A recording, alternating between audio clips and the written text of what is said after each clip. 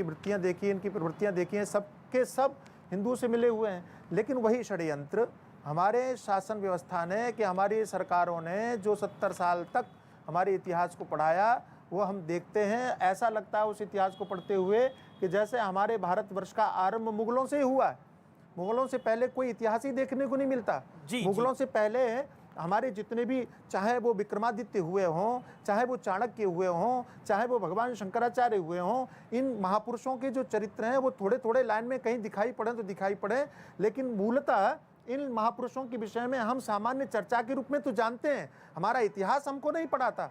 हमारे भारत का इतिहास ऐसा लगता है जैसे मुगल काल से ही शुरू हुआ है जी। तो ये जो प्रवृत्ति स्वतंत्रता के बाद में भारत देश में, कई बार मैं कहा करता हूं अमीश भाई कि हमारे देश की हानि जितनी 1200 वर्ष गुलाम रहने में नहीं हुई, उससे ज्यादा दुर्गति इस देश की स्वतंत्र होने के बाद में हुई है। क्योंकि संस्कारों पर जो आक्रमण हुआ, अतिक्रमण हुआ, उसका परिणाम यह हुआ कि सिख अलग हो गए, कि जैन अलग हो गए। अभी अभी एक और ताजा घटना हुई लगभग 4 साल पहले, कि जब कर्नाटक में और कांग्रेस पार्टी ने यह घोषणा किया कि वहाँ के जो एक विशेष संप्रदाय है शिव जी को मानने वाला, और उसको कहा बोले जी लिंगायत, और उन्होंने कहा कि लिंगायत को हम अल्पसंख्यक का दर्जा दे देंगे। तो इनकी तो रणनीति ही रही है कि हमको कैसे तोड़ा जाए। आज जो मेरा संवाद है ये थोड़ा अलग है।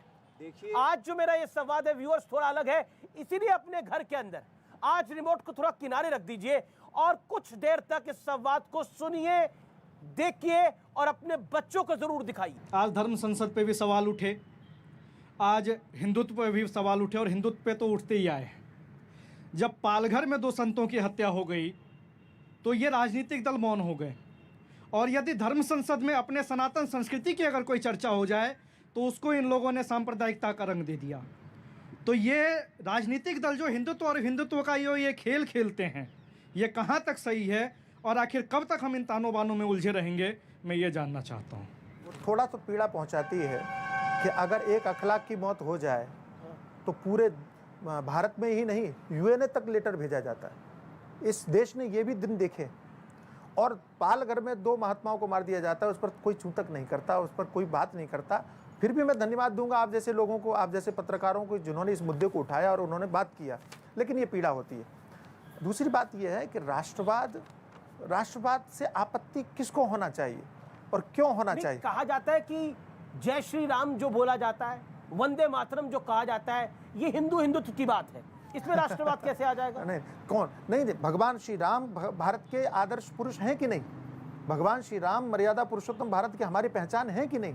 भारतवर्ष की पहचान श्री राम है कि नहीं? और अगर जैसे मान लीजिए कि भारतीय ध्वज है, तिरंगा है, और तिरंगे को हम लेकर के और आगे बढ़ें और उसका सम्मान करें, तो ये राष्ट्रवाद क्या खतरनाक है? वंदे मातरम का एक बार उद्घोष हो जाए, वंदे मातरम, वंदे मातरम। जी जी, आपका सवाल। मेरा सवाल यह है अपने पूज्य संतों से कि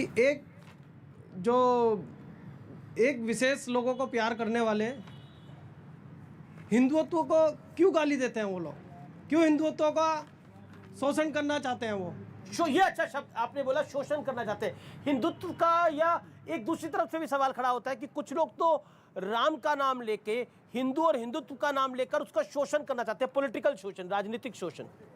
देखो, हमारी जो वैदिक सनातन हमारा जो हिंदू धर्म है जी, वो तो पोषण की बात करता है जी। अगर कहीं शोषण शब्द आ रहा है, इसका मतलब अंतर में कहीं न कहीं किसी न किसी प्रकार की कोई बेईमानी है। जब भारत भूमि के टुकड़े हुए हैं तो वो एक इस्लामिक रूप के इस्लामिक देश बने हैं, तो फिर भारत अभी तक हिंदू राष्ट्र क्यों नहीं बना है? ये एक सवाल है और मैं चाहूँगा कि इसका माता जी आप जवाब दें, क्या कहना चाहती हैं? क्योंकि हमारे हिंदू राष्ट्र इसलिए नहीं बना कि हमारे राजनेता लोगों के अंदर में जो हमारे देश की परिस्थिति थी उस पर ये चाहते थे कि लोग इससे असंतुष्ट हो जाएंगे, नाराज हो जाएंगे, और ये सोच करके उन्होंने कभी इस विषय में सोचा नहीं।